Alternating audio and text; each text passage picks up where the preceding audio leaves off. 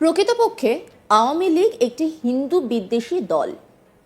শেখ মুজিব নিজে কখনো হিন্দুদের সম্মান দেননি।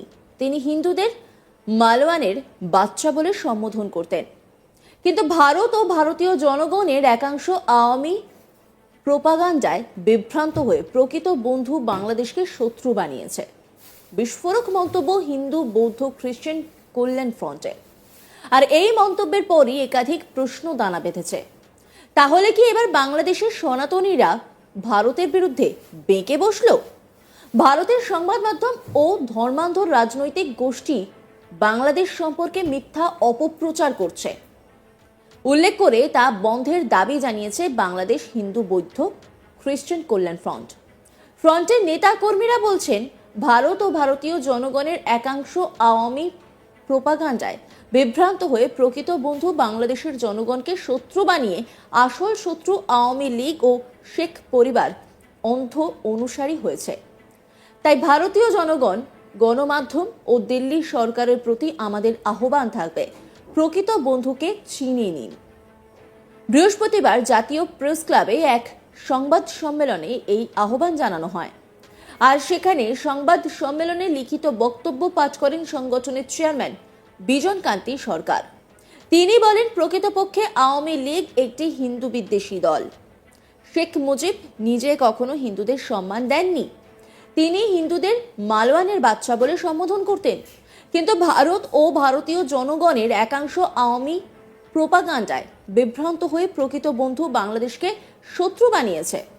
ভারতীয় জনগণ, সাংবাদিক, দিল্লি সরকারের কাছ থেকে আমাদের আহ্বান, প্রকৃত বন্ধুকে চিনে নিন।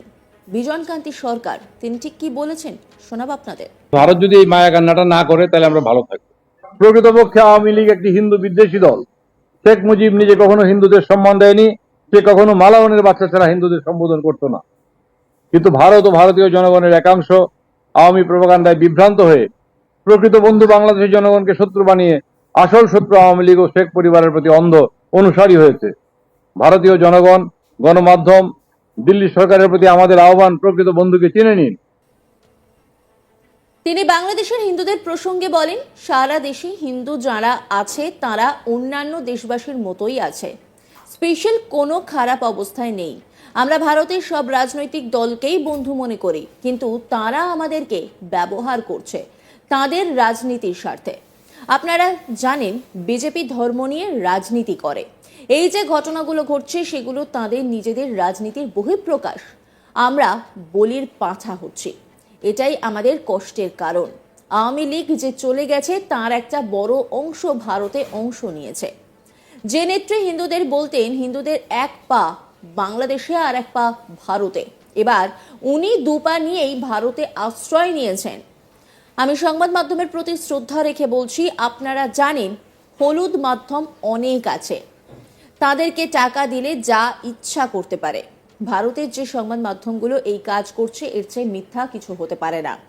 তারা টাকার জন্য এইসব করছে।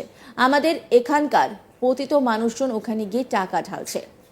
ইস্কন হিন্দুদের একটা আন্তর্জাতিক প্রতিষ্ঠান, পুরো সংগঠনকে ব্যবহার করতে পারছে না, তাই তাদের থেকে বহিষ্কৃত একটা লোককে ব্যবহার করছে। তার নামে অসংখ্য অভিযোগ আছে। ভারত সাহায্য করে না, ভারত শুধু বিপদে ফেলে। তিনি ঠিক কি বলেছেন এই বিষয়ে শোনাব আপনাদের। দেশে হিন্দু যারা আছে তারা অন্যান্য দেশবাসী যেরকম আছে সেরকমই আছে।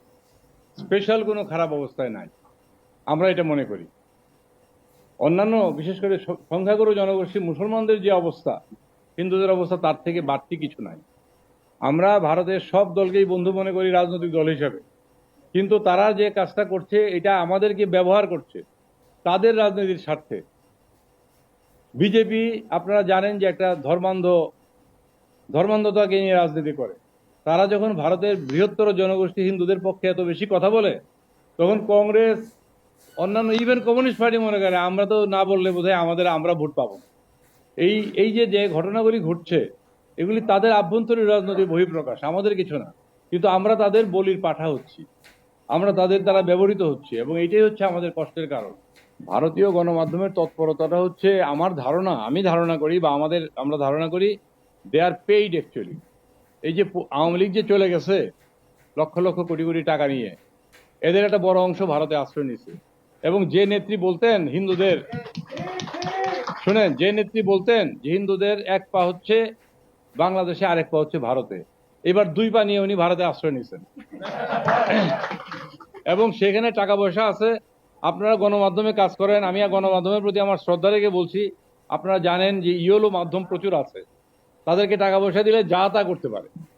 কাজেই আমি গণমাধ্যমের ঢালাও বলবো না, ভারতের যে গণমাধ্যমগুলি কাজ করছে এর চেয়ে ডাহা মিথ্যা তো আর কিছু হইতে পারে না, আপনারা তো জানেন এটা। কাজেই তারা করছে দে আর পেইড পিপল, অ্যাকচুয়ালি রাষ্ট্রীয় আনুকূল্য পাচ্ছে। আর আমাদের যারা এখানে পতিত পিপল, তারাও এখানে গিয়ে টাকা পয়সা ঢালতেছে তাদের পিছনে, এবং টাকা পয়সা দিচ্ছে বলে এই ঘটনাটা ঘটতেছে বলে আমার মনে হয়। ইসকন একটা আন্তর্জাতিক হিন্দুদের একটা প্রতিষ্ঠান, এইটাকে ব্যবহার করা যায় কিনা, পুরো ইসকনকে ব্যবহার করতে পারে নাই, তাদের থেকে বহিষ্কৃত একটা লোককে তারা ব্যবহার করছে, সেটা চিন্ময় নামে এক ভদ্রলোক।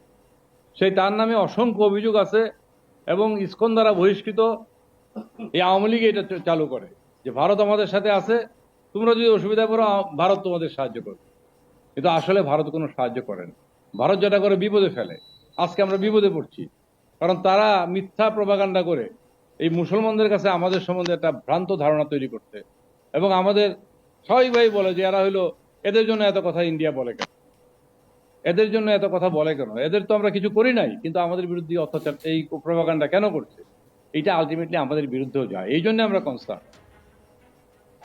একই সঙ্গে তিনি আরো বলেন, আমরা 3 দিনের মধ্যে বিভিন্ন জায়গায় গেছি, অনেকে প্রচার করছে মন্দির ভেঙে ফেলা হয়েছে, আমরা গিয়ে দেখি সব মন্দির ঠিক আছে। তিনি আর কি বলেছেন শোনাবো আপনাদের। আমরা ঠাকুরগাঁ, পঞ্চগড়, দিনাজপুর এসব জায়গায় গেলাম 2-3 দিনের মধ্যে। ওরা প্রচার করলো যে সব মন্দির ঘুরায় ফেলছে ভাইয়া। আমরা গিয়ে দেখলাম সব মন্দির ঠিক আছে, এবং তারা বলছে যে আমাদের কোনো অসুবিধা হয় নাই। একটা রব উঠছিল যে বোধহয় আমাদের উপর আক্রমণ হইতে পারে, আমরা ভীত ছিলাম, কিন্তু বিএনপি, জামাত বা অন্যান্য রাজনৈতিক দলের যে কর্মীরা ছিল তারা আমাদেরকে পাহারা দিচ্ছে, সহায়তা করছে। না দিলেও কিছু হইতো না, কিন্তু ওই পরিস্থিতির কারণে তারা আসছে, তারা আমাদের জন্য কোনো সমস্যা হয়নি। এটা তো আমি নিজে প্রমাণ, আমি গেছি সব জায়গায়, আমাদের অন্যেরা গেছে সব জায়গায়। দীর্ঘ 16 বছরের স্বৈরাচারী একদলীয় অপশাসনের পর দেশ যখন ছাত্র জনতার আন্দোলনের ফলে দ্বিতীয় স্বাধীনতা লাভ করে, সকলের নিকট শ্রদ্ধাভাজন বিশ্বনন্দিত নোবেল বিজয়ী ডক্টর মোহাম্মদ ইউনূসের নেতৃত্বে স্বাধীন সার্বভৌম সত্তা নিয়ে গণতন্ত্রের পথে এগিয়ে চলছে, তখনই পতিত স্বৈরাচারের প্রেতাত্মার ইন্ধনে পার্শ্ববর্তী দেশের গণমাধ্যম ও স্বার্থান্বেষী ধর্মান্ধ কিছু রাজনৈতিক ব্যক্তি বাংলাদেশে হিন্দু ধর্ম অবলম্বী ব্যক্তিদের নিয়ে বিভিন্ন মিথ্যা তথ্য পরিবেশন করে বাংলাদেশের মুসলিম জনগোষ্ঠী ও সরকারকে বিশ্ব দরবারে বিতর্কিত করার অপচেষ্টা চালিয়ে যাচ্ছে। নজর রাখুন।